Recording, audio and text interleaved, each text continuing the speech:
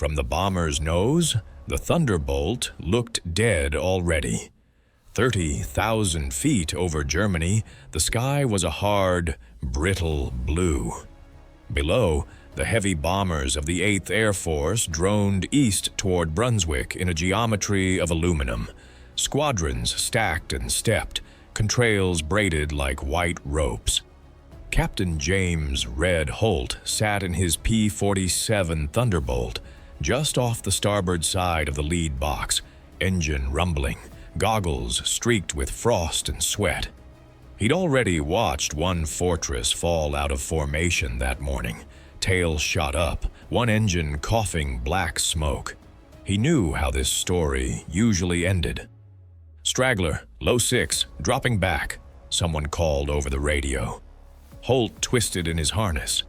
There it was, a B-17 slipping out of the protective shell, nose down a fraction, a dirty smoke trail marking it like a wounded animal. He pushed his throttle, but his own fuel gauge glared back at him. They were near the end of their escort leg. He couldn't just chase every limper halfway to Berlin. He watched, helpless, as the Luftwaffe appeared. Tiny black specks at first, then the hard, angled shapes of Bf-109s curving in from altitude. They didn't even look at the healthy formations. They went straight for the wounded fortress. Short bursts, precise, like men putting down an injured horse.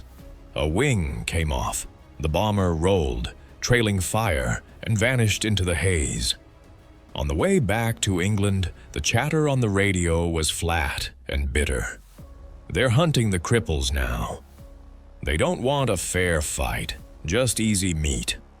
Back at Martlesham Heath that evening, in a smoky Nissen hut that smelled of wet wool and coal dust, Holt found Technical Sergeant Daniel Weiss hunched over a scrap of paper, sketching.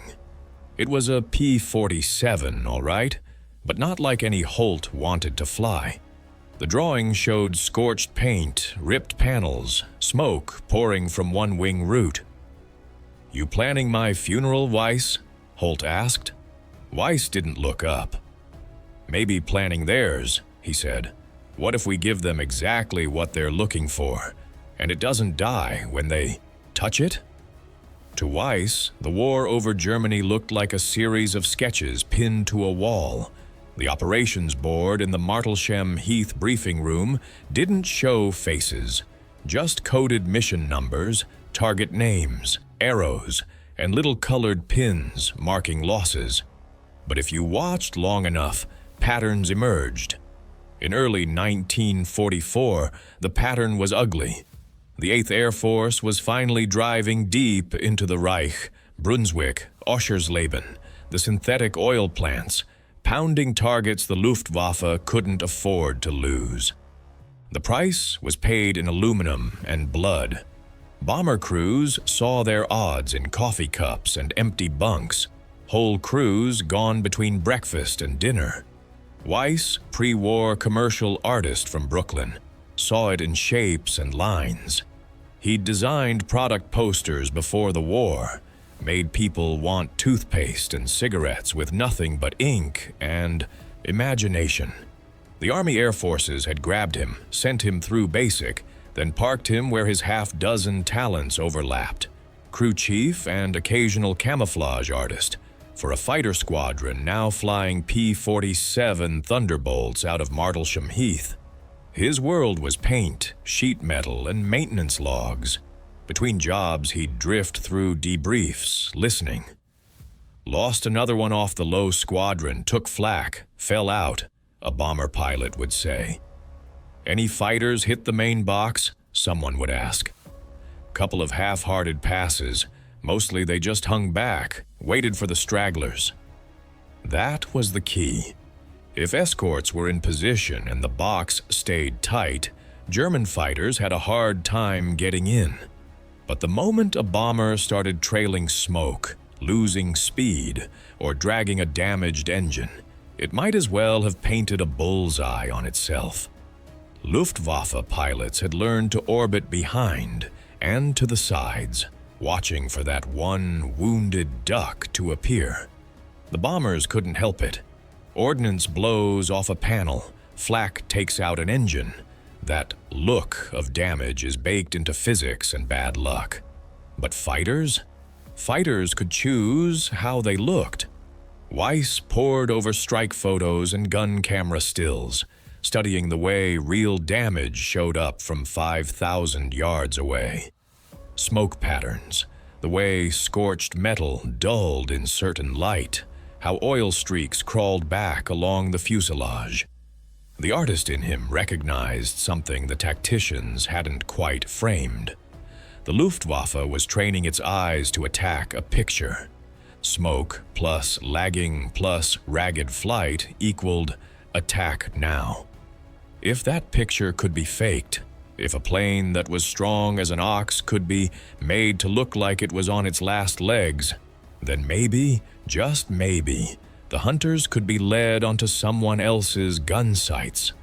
Sitting in the hut with his sketch of a wounded Thunderbolt, Weiss wasn't doodling for fun. He was drawing bait. For Holt, the problem didn't live on a chart. It lived in his headset.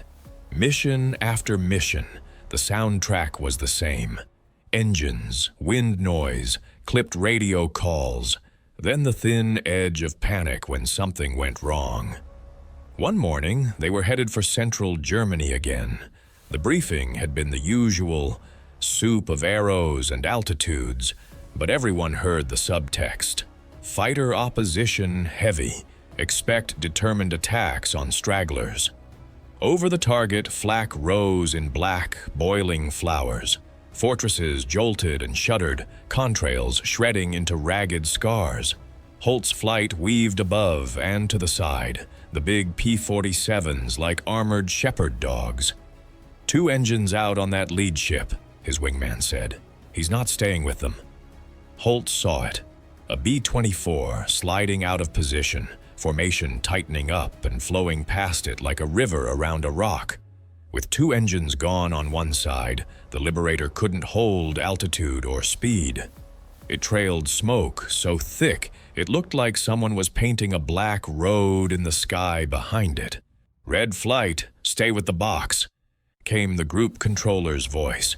"Repeat, stay with the box. We can't strip escorts for every cripple." Holt's hand tightened on the stick. Every instinct screamed to drop back, tuck in alongside that dying bomber, dare anyone to come close. But he knew the math. If his whole flight left, 10 other bombers might pay for it. Minutes later, the call came. "Bandit 6 low on a straggler. Multiple hits. She's going down." The voice cut off. Holt didn't need details. He could picture it perfectly. German fighters, disciplined and patient, waiting for exactly that sign. Smoke, lag, desperation, before swooping in to finish the job. Back at Martlesham, he found Weiss outside the hangar, staring at a fresh chalkboard of losses. "We get there too late," Holt said. "Every time. By the time we leave the box to help, they're already done." Weiss didn't argue. He just looked at the board a moment longer, then back at Holt. "So," he said slowly, "what if we don't try to get there? What if we make them come to us?" The idea sounded insane the first time Weiss said it out loud. They were in the mess that night, a low-ceilinged Nissen hut where condensation dripped from the ribs and cigarette smoke tried to beat the coal stove for dominance.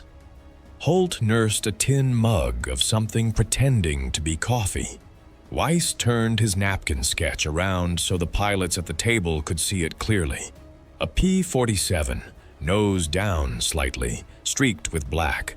Chunks of cowling, missing. Smoke trailing from the wing root. It looked like a plane halfway to being a memorial. "Here's your cripple," Weiss said, "except it isn't." One of the younger pilots snorted. "You volunteering to fly that thing, Sarge?" "That's the point," Weiss said. "This is paint, sheet metal, trickery. Underneath, she's perfect. Full power, full guns, plenty of fuel. Holt set his mug down. Talk. Weiss leaned in. The Germans are keying off a picture. Smoke and torn-up skin mean weak, isolated target. So we give them that picture, but we control who it's attached to, when, and where. A couple of our birds drop back looking like they're on their last legs.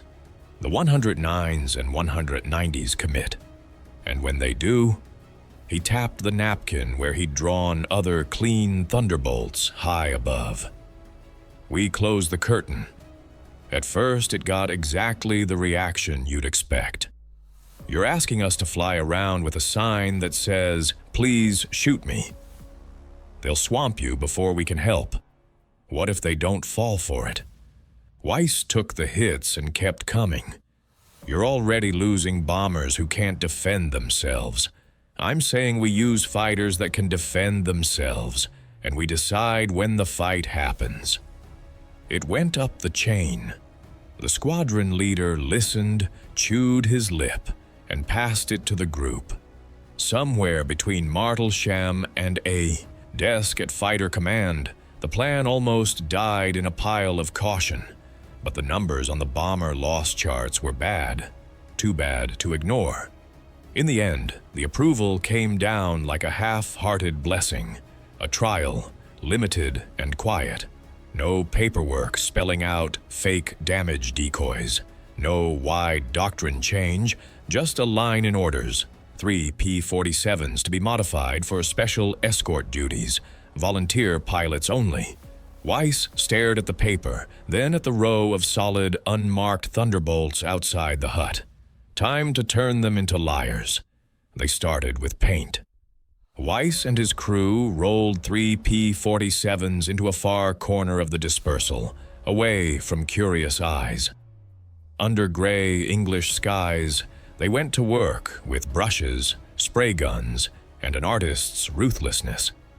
First came the smoke staining, long black tongues licking back from the cowlings and turbo outlets, feathered just the way real oil and exhaust streaked when an engine was hurt. Then, flak rash. Star-shaped bursts of bare metal where imaginary shrapnel had chewed through paint. Around panel lines they shaded fake scorching and primer, breaking up the Thunderbolt's smooth outline. They fabricated damage, too. Lightweight aluminum panels, cut, bent, and scorched with a torch, were bolted over intact skin so they jutted at odd angles. From a distance, it looked like cowling ripped half off, or access hatches hanging by one hinge. Up close, you could see the cheat, thin sheet, loose enough to flutter without stressing the airframe. Last came the smoke. Compact oil tanks and a small burner rig went into a gun bay and in the belly, with a simple switch run into the cockpit. Flick it on, and a dirty trail of engine fire smoke coughed out behind the aircraft, visible from miles away. When they were done, the 3 Thunderbolts looked wrong. Not like museum wrecks, but like planes that had taken a beating and somehow stayed in the air. Even hardened crew chiefs did a double take walking past. "You sure they're safe?" Holt asked, standing under his newly ruined jug. "Structurally," Weiss said, "as safe as any P-47. Visually?" He grinned. "They're a mess, just what we want." A few mornings later, the board read Brunswick again. Hours after takeoff over Germany, the pieces clicked into place. The bomber stream thundered on toward the target. Standard escorts prowled above and around. Then, as prearranged, Holt and the other 2 wounded P-47s eased back. They didn't fall out in a dramatic plunge. They just lagged. A few hundred yards, then more. Smoke rigs came on, a dirty gray smear curling behind them. They flew a little off-kilter, just enough wobble in their banks and altitude to look like men fighting damaged controls. German fighters appeared at altitude, dark crosses against the pale sky. They ignored the tight bomber boxes, their noses turned like compass needles, toward the three smoking, crippled escorts. Up high and off to one side, a second clean element of P-47s tightened formation and waited. The first pass came textbook. 6 BF-109s dropping into a shallow dive behind the bait, cannons ready. From their cockpits, this was easy money. In Holt's cockpit, everything was smooth. Engine, controls, gauges. Only the fake smoke and rattling panels sold the lie. He let the 109s close. Closer. Too close. "Easy, boys," he said on Squadron Freak. "Let them bite. Now." He slammed the throttle forward and rolled hard. The cripples suddenly weren't crippled at all. German firing solutions evaporated. At that instant, the high cover came down. 8 pristine Thunderbolts dropping out of the sun, wings already sparkling with muzzle flashes. Gun camera film later showed a blur of chaos, 109s filling the frame, then erupting under 50 caliber fire, wings and tails snapping off as they tumbled away. In less than 2 minutes, 4 German fighters were falling in flames. The rest scattered. On the way home, bomber crews talked about the luck of those 3 battered-looking escorts that somehow refused to die. Back at Martlesham Heath, Weiss watched the tally board update. Chalk ticks under enemy AC destroyed. "Not bad for a day's painting," Holt said, clapping him on the shoulder. Weiss just nodded. "Touch up the smoke streaks," he said. "We're going to need them again." The Brunswick trap wasn't a one-off stunt. It was a proof of concept. In the debriefing room, the intelligence officers tried to play it cool as pilots described the engagement. But the numbers spoke for themselves. A clean, lopsided slaughter of experienced German fighters who had walked willingly into the kill zone. Permission for further limited use came down almost immediately. Within a week, Weiss and his team had expanded the stable of imposters. More P-47s got the treatment. Smoke-stained cowlings, fake flak patches, detachable wreckage panels, and refined smoke generators that could be pulsed on and off to simulate faltering engines. Ground crews joked that they were becoming half mechanics, half makeup artists. The tactics settled into a rhythm. On raid after raid, one small wounded escort element would lag behind the bomber stream, playing the part of damaged stragglers. High above or off to the side, a clean element waited in silence. German fighters, conditioned by months of easy kills on real cripples, kept taking the bait. They came in confident. They left, when they left at all, as scattered wreckage. By the end of the month, squadron records and later reconstructions credit the 359th's decoy tactics, with roughly 40 German fighters destroyed for no decoy losses. Not all of those kills came from fake cripples, but enough did that pattern was unmistakable. Wherever Weiss's artwork went, the Luftwaffe paid more. Numbers on the bomber loss charts began to dip on days when the wounded Thunderbolts flew. For the first time in a long time, bomber crews heading for Germany could look back and know that sometimes, just sometimes, the weak-looking shape behind them was actually the deadliest thing in the sky. After the war, the world turned down the volume on stories like this. Technical Sergeant Daniel Weiss went home to New York with a duffel bag and a head full of images. He slid back into the world of commercial art and design, signs, posters, campaigns, where fooling the eye was once again considered harmless. Somewhere in his paperwork, a line eventually credited him with advanced camouflage development and, according to later accounts, a Legion of Merit. The citation didn't mention P-47s that only pretended to be dying, but the pilots who flew them remembered. Stories like Weiss's sit at the edge of official history, too small to headline a campaign, but big enough to bend the numbers of who lived and who didn't. What you've heard is grounded in real units, real tactics, and documented deception methods, with some dramatized dialogue and detail. For deeper research, always go to wartime records and serious histories. If you want more forgotten World War II, stories about wild ideas that actually worked, help keep them alive. Hit like, subscribe, and tell us in the comments where you're watching from, and whether anyone in your family ever painted the enemy into a trap of their own.